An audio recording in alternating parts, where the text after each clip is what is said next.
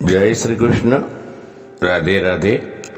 રાધે સત્સંગમાં સત્સંગનું રસપાન કરતા બધા જ આત્મીયજનો શ્રી વલ્લભની પ્રેરણાથી પ્રેરાઈને રાધે સત્સંગમાં આજે આપણે વલ્લભીય વૈષ્ણવ માટે 4 અવસ્થા ચરણ, શરણ, સ્મરણ અને અનુસરણ ખૂબ મહત્વપૂર્ણ છે તે વિશે જોઈએ.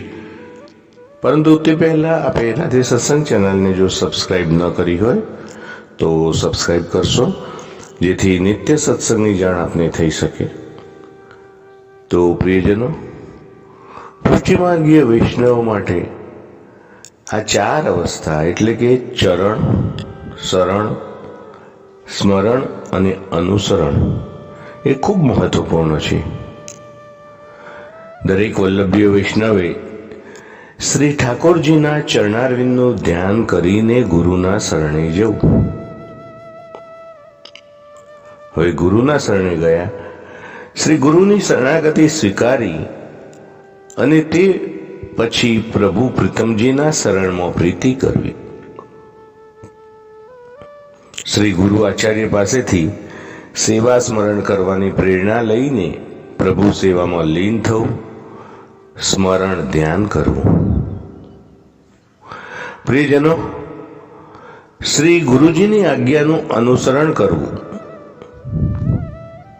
અને આ 4 અવસ્થામાંથી પાર ઉતરીએ તો સ્વયં પ્રભુ શ્રી કૃષ્ણની કૃપાનો અનુભવ થશે અને થશે જ.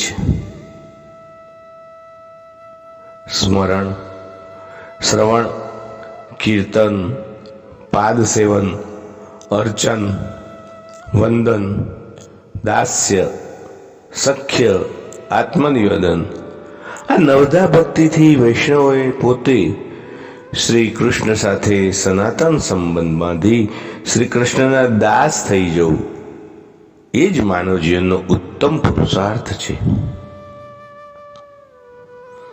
તો પ્રિયજનો, આપણે પણ આ 4 અવસ્થાને અનુસરવા સંપૂર્ણપણે પ્રયત્ન કરીએ અને તે જ પુરુષાર્થમાં લાગી જઈએ.